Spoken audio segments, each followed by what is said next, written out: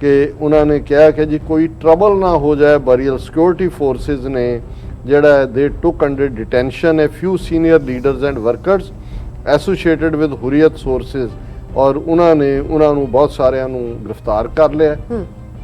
ਅੱਧੀ ਰਾਤ ਤੋਂ ਬਾਅਦ ਉਹਨਾਂ ਦੇ ਘਰ ਦੇ ਵਿੱਚ ਜ਼ਬਰਦਸਤੀ ਦਾਖਲ ਹੋ ਕੇ ਉਹਨਾਂ ਦੀ ਮਈਅਤ ਜਿਹੜੇ ਮ੍ਰਿਤਕ ਉਹਨੂੰ ਉਹ ਲੈ ਗਏ। ਆਪਣੇ ਆਪ ਦੇ ਵਿੱਚ ਜਿਹੜਾ ਇੰਡੀਅਨ ਹਕੂਮਤ ਨੇ ਇਹ ਇੰਟਰਨੈਸ਼ਨਲ ਜਿਹੜੇ ਕਾਨੂੰਨਾਂ ਦੀ ਜਿਹੜੀ ਹੈ ਖਿਲਾਫ ਵਰਜ਼ੀ ਹੈ ਔਰ ਤੋਹੀਨ ਹੈ, ਮਜ਼ਹਬੀ ਕਾਨੂੰਨਾਂ ਦੀ ਤੋਹੀਨ ਹੈ। ਉਹਨਾਂ ਨੇ ਐਕਸਪੋਜ਼ ਕਰ ਦਿੱਤਾ ਆਪਣੇ ਆਪ ਨੂੰ ਕਿ ਸੱਚਮੁੱਚ ਉਹ ਕਿੰਨੇ ਖੌਫਜ਼ਦਾ ਨੇ ਕਸ਼ਮੀਰੀਆਂ ਦੀ ਆਜ਼ਾਦੀ ਮੂਵਮੈਂਟ ਤੋਂ। ਸੁਹੇਲ ਸ਼ਾਹੀਨ ਨੇ ਆਪਣੇ ਇੰਟਰਵਿਊ ਦੇ ਵਿੱਚ ਕਿਹਾ ਕਿ ਮੁਸਲਮਾਨ ਹੋਣ ਦੇ ਨਾਤੇ ਸਾਨੂੰ ਕਸ਼ਮੀਰ, ਭਾਰਤ ਜਾਂ ਕਿਸੇ ਹੋਰ ਦੇਸ਼ ਵਿੱਚ ਮੁਸਲਮਾਨਾਂ ਲਈ ਆਵਾਜ਼ ਬੁਲੰਦ ਕਰਨ ਦਾ ਵੀ ਹੱਕ ਹੈ। ਅਸੀਂ ਆਪਣੀ ਆਵਾਜ਼ ਬੁਲੰਦ ਕਰਾਂਗੇ ਅਤੇ ਕਹਾਂਗੇ ਕਿ ਮੁਸਲਮਾਨ ਤੁਹਾਡੇ ਆਪਣੇ ਲੋਕ ਹਨ, ਤੁਹਾਡੇ ਆਪਣੇ ਸਿਟੀਜ਼ਨ ਹਨ, ਉਹ ਤੁਹਾਡੇ ਕਾਨੂੰਨ ਦੇ ਅਧੀਨ ਬਰਾਬਰ ਹੈ। ਇਹ ਇੰਡੀਆ ਨੂੰ ਹੀ ਮੈਸੇਜ ਦਿੱਤਾ ਹੈ ਕਿ ਤਾਲਿਬਾਨ ਦੇ ਕਿਸੇ ਸ਼ਖਸ ਨੇ ਧਾਰਮਿਕ ਝੰਡੇ ਨੂੰ ਇੱਕ ਗੁਰਦੁਆਰੇ ਤੋਂ ਉਤਾਰਿਆ ਹੈ। ਹਾਲਾਂਕਿ ਅਸੀਂ ਬਿਲਕੁਲ ਅਕਲੀਅਤਾਂ ਦੇ ਖਿਲਾਫ ਨਹੀਂ ਹੈ, ਅਸੀਂ ਉਹਨਾਂ ਨੂੰ ਆਜ਼ਾਦੀ ਦਿੱਤੀ ਹੋਈ ਹੈ ਕਿ ਤੁਸੀਂ ਆਪਣੀਆਂ ਪਰੰਪਰਾਵਾਂ ਨੂੰ ਆਜ਼ਾਦੀ ਨਾਲ ਨਿਭਾਓ। ਇਹ ਕਾਰਾ ਸਾਡਾ ਨਹੀਂ ਸੀ, ਸਾਨੂੰ ਬਹੁਤ ਮੈਸੇਜ ਆਏ ਕਿਤੇ ਉਹਨਾਂ ਨੇ ਇਹ ਆਵਾਜ਼ ਚੁੱਕੀ ਸੀ।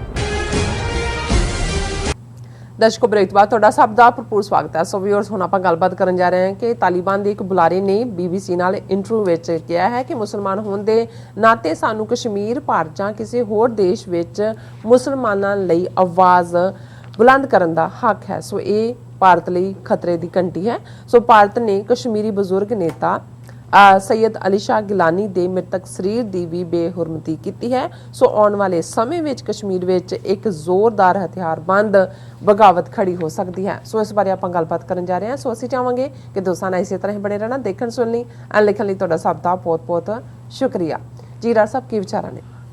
देखो कल दा सचो सच प्रोग्राम असीं सैयद अली शाह गिलानी जी बजुर्ग कश्मीरी आइकॉनिक फिगर बिल्कुल ਜਿਹੜੇ 92 ਸਾਲ ਦੀ ਹਯਾਤੀ ਭੋਗ ਕੇ ਇਸ ਦੁਨੀਆ ਨੂੰ ਜਿਹੜਾ ਅਲਵਿਦਾ ਕਹਿ ਗਏ ਨੇ, ਉਹਨਾਂ ਨੂੰ ਸਮਰਪਿਤ ਕੀਤਾ ਸੀ। ਉਹਨਾਂ ਦੀ ਜ਼ਿੰਦਗੀ ਦੇ ਉੱਤੇ ਬਰੀਫ ਸਾਡੀ ਗੱਲਬਾਤ ਨੂੰ ਸਾਡੇ ਦਰਸ਼ਕਾਂ ਵੱਲੋਂ, ਖਾਸ ਤੌਰ ਤੇ ਸਾਡੇ ਪਾਕਿਸਤਾਨੀ ਕਸ਼ਮੀਰੀ ਭੈਣਾਂ ਭਰਾਵਾਂ ਵੱਲੋਂ ਬਹੁਤ ਪਸੰਦ ਕੀਤਾ ਗਿਆ।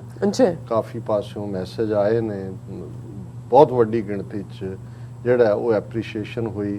ਇੱਕ ਸਾਡੇ ਪਾਕਿਸਤਾਨੀ ਐਂਕਰ TV ਤੋਂ ਉਹਨਾਂ ਨੇ ਲਿਖਿਆ ਜੀ ਕਿ ਇਸ ਕਿਸਮ ਦੀ ਤਾਂ ਖੂਬਸੂਰਤ ਟ੍ਰਿਬਿਊਟ, ਹਾਲਾਂ ਇੱਥੇ ਉਹਨਾਂ ਦਾ ਜਿਹੜਾ ਨੈਸ਼ਨਲ ਮੋਰਨਿੰਗ ਕੀਤੀ ਗਈ, ਝੰਡੇ ਵੀ ਨੀਵੇਂ ਕੀਤੇ ਗਏ ਨੇ, ਲੇਕਿਨ ਇਸ ਕਿਸਮ ਦੀ ਟ੍ਰਿਬਿਊਟ ਇੱਥੇ ਵੀ ਕਿਸੇ ਨੇ ਨਹੀਂ ਦਿੱਤੀ। ਮੈਂ ਕਿਹਾ ਜੀ ਇਸ ਲਈ ਨਹੀਂ ਕਿ ਅਸੀਂ ਜਿਹੜਾ ਸਿਰਫ ਸਿੰਪਥੀ ਰੱਖਦੇ ਹਾਂ ਕਸ਼ਮੀਰੀ ਭਰਾਵਾਂ ਭੈਣਾਂ ਨਾਲ, ਐਂਪੈਥੀ ਹੈ। ਔਰ ਤੁਸੀਂ ਜਦੋਂ ਦੇਖਦੇ ਹੋ ਕਿ ਜਿਹੜੇ ਲੋਕ ਮੂਵਮੈਂਟਸ ਦੇ ਇੱਕ ਸਿੰਬਲ ਬਣ ਜਾਂਦੇ ਨੇ, ਉਹਨਾਂ ਲਈ ਕਿੰਨੀਆਂ ਡਿਫਿਕਲਟੀਜ਼ ਹੁੰਦੀਆਂ, ਕਿਉਂਕਿ ਉਹਨਾਂ ਨੇ ਜੋ ਉਹਨਾਂ ਤੋਂ ਹੋਪਸ ਹੁੰਦੀਆਂ ਨੇ, ਉਮੀਦਾਂ ਹੁੰਦੀਆਂ ਨੇ, ਉਹਨਾਂ ਤੇ ਵੀ ਖਰਾ ਉਤਰਨਾ ਹੁੰਦਾ ਜੀ। ਉਹਨਾਂ ਨੇ ਵਿਹਾਰਕ ਪ੍ਰੈਕਟੀਕਲ ਵੀ ਹੋਣਾ ਹੁੰਦਾ ਤਾਂ ਕਿ ਉਹ ਅੱਗੇ ਆਪਣੇ ਨਿਸ਼ਾਨੇ ਵੱਲ ਵੀ ਵਧਣ। ਔਰ ਫਿਰ ਇਸ ਦੇ ਨਾਲ ਉਹਨਾਂ ਦੇ ਸਾਹਮਣੇ ਇਹ ਚੈਲੰਜ ਵੀ ਹੁੰਦਾ ਕਿ ਉਹਨਾਂ ਤੇ ਕੋਈ ਧੱਬਾ ਨਾ ਲੱਗੇ, ਉਹਨਾਂ ਦੇ ਕਿਰਦਾਰ ਤੇ ਉਹਨਾਂ ਦੀਆਂ ਡਿਜ਼ਾਇਰਸ ਕਿਤੇ ਵਿਚਾਲੇ ਨਾ ਆ ਜਾਣ। ਔਰ ਮੈਂ ਸਮਝਦਾ ਵੀ ਸੈਯਦ ਅਲੀ ਸ਼ਾਹ ਗਿਲਾਨੀ ਇਹਨਾਂ ਸਾਰੀਆਂ ਚੀਜ਼ਾਂ ਤੋਂ ਉੱਪਰ ਉੱਠ ਕੇ, ਜਿਵੇਂ ਉਹਨਾਂ ਨੇ ਅੱਧੀ ਸਦੀ ਜਿਹੜਾ ਉਹ ਅਗਵਾਈ ਦਿੱਤੀ ਆਪਣੇ ਲੋਕਾਂ ਨੂੰ।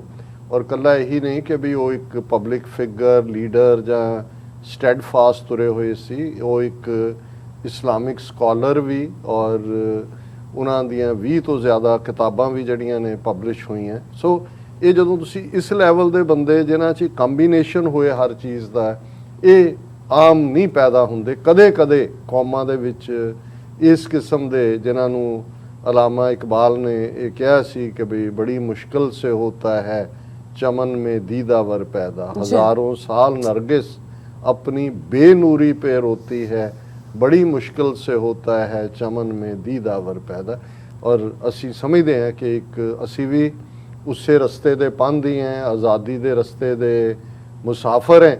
ਔਰ ਅਸੀਂ ਮਹਿਸੂਸ ਕਰਦੇ ਹਾਂ ਕਿ ਭਾਈ ਕਿੰਨੀ ਵੱਡੀ ਉਹ ਸ਼ਖਸੀਅਤ ਸਨ। ਬਿਲਕੁਲ। ਹੁਣ ਦੁਸ਼ਮਣ ਦੀਆਂ ਅੱਖਾਂ 'ਚ ਦੇਖੋ, ਜਦੋਂ ਅਸੀਂ ਪੰਜਾਬ ਦੇ ਹਵਾਲੇ ਨਾਲ ਅਕਸਰ ਇਹ ਕਿਹਾ ਜਾਂਦਾ ਹੈ ਕਿ ਵੀ ਪੁਲਿਸ ਉਹਨਾਂ ਘਰਾਂ 'ਚ ਛਾਪੇ ਮਾਰ ਕੇ ਜਾਂ ਸੜਕਾਂ ਤੇ ਜਾਂਦੇ ਉਹਨਾਂ ਗੱਭਰੂਆਂ ਨੂੰ ਅਰੈਸਟ ਕਰਦੀ ਹੈ ਕਿ ਜੀ ਭਿੰਡਰਾਂ ਵਾਲਿਆਂ ਦੀ ਤਸਵੀਰ ਲਾਈ ਹੋਈ ਹੈ, ਕਿਸੇ ਨੇ ਬੈਕ ਸ਼ੀਸ਼ੇ ਤੇ ਲਾਈ ਹੈ, ਕਿਸੇ ਦੇ ਘਰ 'ਚ ਹੈ, ਤੇ ਅਕਸਰ ਸਾਡੇ ਕਵੀਸ਼ਰ ਜਾਂ ਢਾਡੀ ਜਾਂ ਜਿਹੜੇ ਬੈਲਡ ਗਾਉਣ ਵਾਲੇ ਨੇ ਉਹ ਕਹਿਣਗੇ ਕਿ ਉਹ ਕਿਹੋ ਜਿਹੀ ਸ਼ਖਸੀਅਤ ਹੋਏਗੀ ਜਿਸ ਦੀ ਤਸਵੀਰ ਤੋਂ ਵੀ ਹਕੂਮਤ ਡਰਦੀ ਹੈ। ਤੇ ਜਦੋਂ ਉਹ ਹਯਾਤੀ ਸਨ ਉਹ ਕੀ ਸਨ, ਲੇਕਿਨ ਜਿਨ੍ਹਾਂ ਦੀ ਤਸਵੀਰ ਵੀ ਜਿਹੜੀ ਹੈ ਦੁਨੀਆ ਜਿਹੜੀ ਹੈ ਹਕੂਮਤ ਨੂੰ ਖੌਫ ਦਿੰਦੀ ਹੈ। ਔਰ ਮੈਂ ਕੱਲ ਜਦੋਂ ਅਸੀਂ ਇਹ ਜ਼ਿਕਰ ਕੀਤਾ ਸੀ ਕਿ ਭਾਈ ਉਹਨਾਂ ਦੀ ਜਿਹੜਾ ਨਮਾਜ਼ੇ ਜਨਾਜ਼ਾ ਹੋਣੀ ਹੈ, ਵੱਡੀ ਗਿਣਤੀ 'ਚ ਲੋਕ ਇਕੱਠੇ ਹੋ ਰਹੇ ਨੇ,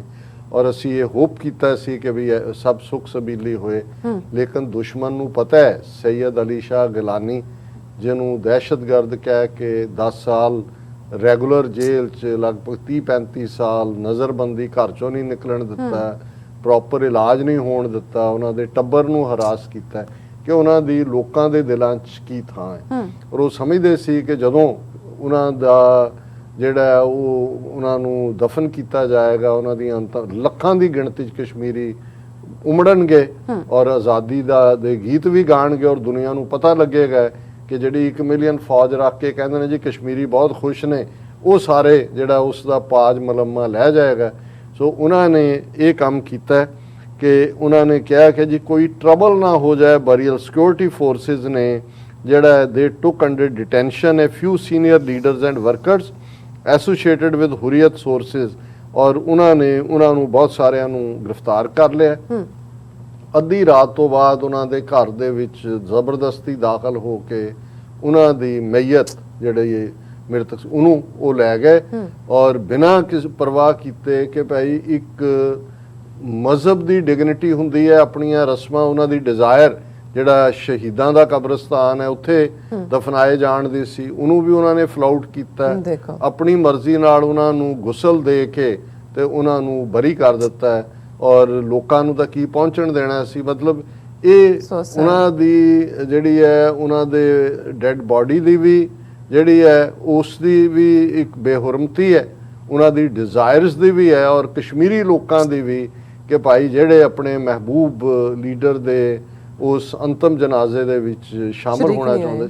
ਹਾਲਾਂਕਿ ਇਹਦੇ ਨਾਲ ਕੋਈ ਇਹ ਨਹੀਂ ਹੈ ਤੁਸੀਂ ਲੋਕਾਂ ਦੇ ਦਿਲਾਂ 'ਚੋਂ ਨਹੀਂ, ਪਰ ਇਹ ਗੱਲ ਆਪਣੇ ਦੁਸ਼ਮਣ ਦਾ ਖੌਫ 1 ਮਿਲੀਅਨ ਫੌਜ ਦਾ ਹੋਣਾ ਆਪਣੇ ਆਪ 'ਚ ਦੱਸਦਾ ਹੈ ਕਿ ਕਿਸ ਕਦਰ ਉਹ ਖੌਫਜ਼ਦਾ ਨੇ। ਔਰ ਅੱਜ ਹੀ ਸਾਡੇ ਕਾਜ਼ੀ ਸਾਹਿਬ ਆਏ ਔਰ ਕਸ਼ਮੀਰੀ ਨੇ, ਉਹਨਾਂ ਨਾਲ ਵੀ ਗੱਲ ਹੁੰਦੇ ਆ। ਮੈਂ ਕਿਹਾ ਜੀ ਦੇਖੋ ਇਹ ਕਿਸ ਕਿਸਮ ਦੀ ਹਕੂਮਤ ਹੈ ਵੀ ਮਕਬੂਲ ਭੱਟ, ਅਫਜ਼ਲ ਗੁਰੂ ਅੱਜ ਵੀ ਉਹਨਾਂ ਦੇ ਜਿਹੜੀ ਮਈਅਤ ਹੈ ਉਹ ਤਿਹਾੜ ਜੇਲ੍ਹ ਦੇ ਵਿੱਚ ਦਫਨਾਈ ਹੋਈ ਹੈ। ਉਹਨਾਂ ਨੂੰ ਉਹਨਾਂ ਦੇ ਜਿਹੜਾ ਪਿੰਡਾਂ ਦੇ ਵਿੱਚ ਉਹਨਾਂ ਦੇ ਜਾਂ ਫੈਮਲੀਜ਼ ਨੂੰ ਉਹਨਾਂ ਦੇ ਡੈਡ ਬਾਡੀਜ਼ ਨਹੀਂ ਦਿੱਤੀਆਂ ਗਈਆਂ ਕਿ ਉਹਨਾਂ ਦੀਆਂ ਜਿਹੜੀਆਂ ਕਬਰਾਂ ਨੇ ਅਲਟੀਮੇਟਲੀ ਉਹ ਵੀ ਮੋਟੀਵੇਸ਼ਨ ਨਾ ਬਣ।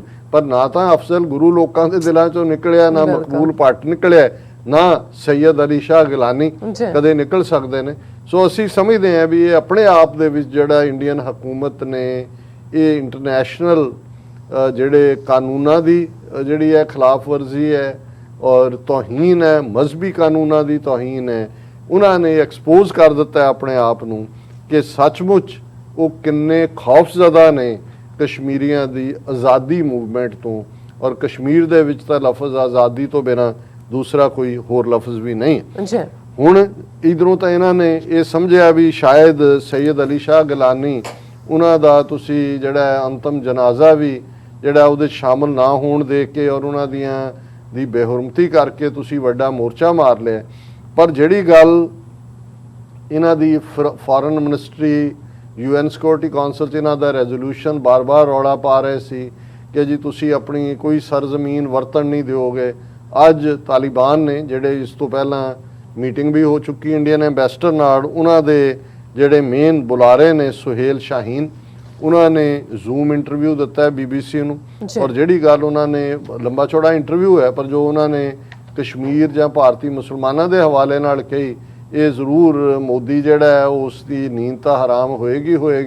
ਹੋਰ ਕੀ ਹੋਏਗਾ ਇਹ ਅਸੀਂ ਨਹੀਂ ਹੁਣ ਕਹਿਣਾ, ਹੁਣ ਇੰਨਾ ਟਾਈਮ ਨਹੀਂ ਹੈ ਮੈਂ ਦੱਸਣਾ ਸੀ ਵੀ, ਨਹੀਂ ਤਾਂ ਮੋਦੀ ਕੀ ਕਹਿੰਦਾ ਹੁਣ ਆਪਣੇ ਬਾਕੀਆਂ ਨੂੰ। ਹੁਣ ਉਹਦੇ ਚ ਸੁਹੇਲ ਸ਼ਾਹੀਨ ਨੇ ਆਪਣੇ ਇੰਟਰਵਿਊ ਦੇ ਚ ਕਿਹਾ ਕਿ ਮੁਸਲਮਾਨ ਹੋਣ ਦੇ ਨਾਤੇ ਸਾਨੂੰ ਕਸ਼ਮੀਰ, ਭਾਰਤ ਜਾਂ ਕਿਸੇ ਹੋਰ ਦੇਸ਼ ਵਿੱਚ ਮੁਸਲਮਾਨਾਂ ਲਈ ਆਵਾਜ਼ ਬੁਲੰਦ ਕਰਨ ਦਾ ਵੀ ਹੱਕ ਹੈ, ਕਿ ਵੀ ਇਹ ਸਾਡਾ ਰਾਈਟ ਹੈ ਕਿ ਵੀ ਅਸੀਂ ਮੁਸਲਮਾਨ ਹੈ, ਜੇ ਕਸ਼ਮੀਰੀਆਂ ਤੇ ਜ਼ੁਲਮ ਹੋ ਰਿਹਾ ਹੈ ਭਾਰਤ ਜਾਂ ਕਿਤੇ ਵੀ, ਇਹ ਸਾਡਾ ਹੱਕ ਬਣਦਾ। ਅਸੀਂ ਆਪਣੀ ਆਵਾਜ਼ ਬੁਲੰਦ ਕਰਾਂਗੇ ਅਤੇ ਕਹਾਂਗੇ ਕਿ ਮੁਸਲਮਾਨ ਤੁਹਾਡੇ ਆਪਣੇ ਲੋਕ ਹਨ, ਤੁਹਾਡੇ ਆਪਣੇ ਸਿਟੀਜ਼ਨ ਹਨ, ਉਹ ਤੁਹਾਡੇ ਕਾਨੂੰਨ ਦੇ ਅਧੀਨ ਬਰਾਬਰ ਹੈ। ਇਹ ਇੰਡੀਆ ਨੂੰ ਵੀ ਮੈਸੇਜ ਦਿੱਤਾ ਹੈ ਕਿ ਤੁਹਾਨੂੰ ਅਸੀਂ ਰਿਮਾਈਂਡ ਕਰਵਾਵਾਂਗੇ ਕਿ ਉਹ ਤੁਹਾਡੇ ਸਿਟੀਜ਼ਨ ਨੇ, ਤੁਸੀਂ ਉਹਨਾਂ ਨਾਲ ਆਪ ਅਵਲ ਤੇ ਉਹਨਾਂ ਨੂੰ ਦੋਮ ਨਹੀਂ ਬਣਾ ਸਕਦੇ, ਸੈਕੰਡ ਕਲਾਸ ਸਿਟੀਜ਼ਨ ਨਹੀਂ ਬਣਾ ਸਕਦੇ। ਔਰ ਫਿਰ ਉਹ ਇੱਕ ਸਟੈਪ ਅੱਗੇ ਗਏ। ਹੁਣ ਕਿਉਂਕਿ ਜਿਹੜੀ ਘਟਨਾ ਕਾਬਲ ਦੇ ਇੱਕ ਗੁਰਦੁਆਰਾ ਸਾਹਿਬ ਨੂੰ ਨਾਲ ਲੈ ਕੇ ਸੀ ਕਿ ਜੀ ਉੱਥੋਂ ਝੰਡਾ ਲਾ ਦਿੱਤਾ ਤਾਲਿਬਾਨ ਨੇ, ਔਰ ਉਹ ਫੇਕ ਜਿਹੀ ਨਿਊਜ਼ ਕ੍ਰੀਏਟ ਕੀਤੀ। ਹਾਲਾਂ ਉਦੋਂ ਵੀ ਇਹਨਾਂ ਨੇ ਸੁਹੇਲ ਸ਼ਾਹੀਨ ਨੇ ਡਿਨਾਈ ਕੀਤਾ ਸੀ ਕਿ ਤਾਲਿਬਾਨ ਤਾਂ ਅਜੇ ਉੱਥੇ ਪਹੁੰਚੇ ਵੀ ਨਹੀਂ ਨੇ, ਪਰ ਭਾਰਤ ਨੇ ਜਿਵੇਂ ਉਹਦੇ ਤੇ ਵਾਵੇਲਾ ਕੀਤਾ ਸੀ, ਉਹੀ ਉਹਨਾਂ ਦੀ ਤਲਵਾਰ ਨਾਲ ਉਹਨਾਂ ਨੇ ਵਾਪਸੀ ਵਾਰ ਕੀਤਾ। ਉਹਨਾਂ ਨੇ ਕਿਹਾ, ਸ਼ਾਹੀਨ ਨੇ ਕਿਹਾ ਕਿ ਪਿਛਲੇ ਦਿਨਾਂ 'ਚ ਹਫ਼ਤਾ 10 ਦਿਨ ਪਹਿਲਾਂ ਇੱਕ ਵਾਕਿਆ ਹੋਇਆ ਸੀ ਤੇ ਉਸ ਵਾਕਿਆ ਮੁਤਾਬਕ ਕਿਹਾ ਗਿਆ ਸੀ ਕਿ ਤਾਲਿਬਾਨ ਦੇ ਕਿਸੇ ਸ਼ਖਸ ਨੇ ਧਾਰਮਿਕ ਝੰਡੇ ਨੂੰ ਇੱਕ ਗੁਰਦੁਆਰੇ ਤੋਂ ਉਤਾਰਿਆ ਹੈ। ਹਾਲਾਂਕਿ ਅਸੀਂ ਬਿਲਕੁਲ ਅਕਲੀਅਤਾਂ ਦੇ ਖਿਲਾਫ ਨਹੀਂ ਹੈ, ਅਸੀਂ ਉਹਨਾਂ ਨੂੰ ਆਜ਼ਾਦੀ ਦਿੱਤੀ ਹੋਈ ਹੈ ਕਿ ਤੁਸੀਂ ਆਪਣੀਆਂ ਪਰੰਪਰਾਵਾਂ ਨੂੰ ਆਜ਼ਾਦੀ ਨਾਲ ਨਿਭਾਓ। ਇਹ ਕਾਰਾ ਸਾਡਾ ਨਹੀਂ ਸੀ, ਸਾਨੂੰ ਬਹੁਤ ਮੈਸੇਜ ਆਏ ਕਿਤੇ ਉਹਨਾਂ ਨੇ ਇਹ ਆਵਾਜ਼ ਚੁੱਕੀ ਸੀ। ਇਸੇ ਤਰ੍ਹਾਂ ਸਾਨੂੰ ਵੀ ਹੱਕ ਹੈ ਕਿ ਇੱਕ ਮੁਸਲਮਾਨ ਦੇ ਤੌਰ ਤੇ, ਚਾਹੇ ਉਹ ਕਸ਼ਮੀਰ ਵਿੱਚ ਹੋਣ, ਭਾਰਤ ਵਿੱਚ ਹੋਣ ਜਾਂ ਹੋਰ ਦੇਸ਼ਾਂ ਵਿੱਚ ਮੁਸਲਮਾਨਾਂ ਤੇ ਤਸ਼ੱਦਦ ਹੋ ਰਹੇ ਹੋਣ, ਅਸੀਂ ਉਸ ਦੀ ਆਵਾਜ਼ ਚੁੱਕਾਂਗੇ। ਸੋ ਉਹਨਾਂ ਨੇ ਲਾਈਨ ਕਲੀਅਰ ਕਰ ਦਿੱਤੀ, ਜਿਹੜਾ ਇਹ ਰਿਪੀਟਡਲੀ ਇਹਨਾਂ ਨੂੰ ਸੀ ਕਿ ਜੀ ਨਹੀਂ, ਜਿਹੜਾ ਉਹ ਕੋਈ ਇੰਟਰਫੀਅਰੈਂਸ ਨਹੀਂ ਹੋਏਗੀ ਇਧਰ ਉਧਰ। ਜਦੋਂ ਇੰਟਰਫੀਅਰੈਂਸ ਕਹਿੰਦੇ ਨੇ, ਉਹਨਾਂ ਨੇ ਕਿਹਾ ਵੀ ਅਸੀਂ ਆਪਣੀ ਜ਼ਮੀਨ ਨੂੰ ਨਹੀਂ ਵਰਤਣ ਦਿਆਂਗੇ, ਪਰ ਉਹਨਾਂ ਨੇ ਕਿਹਾ ਵੀ ਸਾਡਾ ਹੱਕ ਬਣ, ਜਿਵੇਂ ਤੁਸੀਂ ਗੁਰਦੁਆਰੇ ਦੇ ਇੱਕ ਫੇਕ ਇਸ਼ੂ ਨੂੰ ਜਿਹੜਾ ਉਹ ਚੁੱਕਿਆ, ਸਾਡਾ ਵੀ ਹੱਕ ਬਣਦਾ, ਫਿਰ ਅਸੀਂ ਕਿਉਂ ਨਹੀਂ ਚੁੱਕ ਸਕਦੇ। ਸੋ ਅਸੀਂ ਹੁਣ ਭਾਰਤ ਇੰਨਾ ਫਸਿਆ ਹੋਇਆ ਸਾਰੇ, ਜੋ ਉਹਨਾਂ ਦਾ ਜਿਹੜਾ ਫੋਰਨ ਸੈਕਟਰੀ ਹੈ ਹਰਸ਼ਵਰਧਨ ਸ਼੍ਰਿੰਗਲਾ, ਉਹ ਵਾਸ਼ਿੰਗਟਨ ਪਹੁੰਚਿਆ ਔਰ ਪੂਰਾ ਨਾਲ ਉਹਦੇ ਪੂਰਾ ਇੱਕ ਡੈਲੀਗੇਸ਼ਨ ਆਇਆ ਹੋਇਆ। ਉਹਦੇ ਡੈਲੀਗੇਸ਼ਨ 'ਚ ਉਹਨਾਂ ਦਾ ਜਿਹੜਾ ministry of external affairs the joint secretary ਹੈ, ਔਰ ਇਸੇ ਤਰ੍ਹਾਂ ਡਿਫੈਂਸ ਮਿਨਿਸਟਰੀ ਦਾ ਸੋਮਨਾਥ ਘੋਸ਼ ਹੈ, ਔਰ ਇਹ ਸਾਰੇ ਨੇ। ਔਰ ਇਹ ਵੀ ਤਵੱਕੋ ਕੀਤੀ ਜਾ ਰਹੀ ਹੈ ਕਿ ਜੀ ਇਹ ਹੋਮਵਰਕ ਕਰਨ ਆਏ ਨੇ ਕਿ ਨਰਿੰਦਰ ਮੋਦੀ ਦੀ ਅਮਰੀਕਾ ਵਿਜ਼ਿਟ ਜਿਹੜੀ ਹੈ ਕਰਵਾਣੀ ਹੈ। ਹੁਣ ਹੈ ਤਾਂ ਇਹੀ ਹੈ ਕਿ ਬਈ ਅਲਟੀਮੇਟਲੀ ਉਹਨਾਂ ਨੇ ਦੇਖਿਆ ਕਿ ਵੀ ਸਾਰੇ ਪਾਸਿਓਂ ਤਾਂ ਕੱਟ-ਕੁੱਟ ਗਏ ਹੈ, ਹੁਣ ਸਾਹਿਬ ਨੂੰ ਹੀ ਕਹੀਏ ਕਿ ਭਾਈ ਦੇਖੋ ਇਹ ਵਾਪਸ ਤਾਲਿਬਾਨ ਵੀ ਆਏ ਨੇ ਔਰ ਹੁਣ ਉਹ ਅੱਖਾਂ ਵੀ ਦਿਖਾ ਰਹੇ ਨੇ, ਆਓ ਹਮੇ ਬਚਾਓ। ਜੀ ਡਾਕਟਰ ਸਾਹਿਬ, ਤੁਹਾਡਾ ਬਹੁਤ ਬਹੁਤ ਸ਼ੁਕਰੀਆ। ਸਵਾਥ ਲੈਣੇ ਆ ਬ੍ਰੇਕ। ਵਿਊਅਰਸ, ਤੁਸੀਂ ਕਿਤੇ ਨਹੀਂ ਜਾਣਾ, ਮਿਲਦੇ ਹਾਂ ਆਫਟਰ ਦਿਸ ਸ਼ਾਰਟ ਬ੍ਰੇਕ।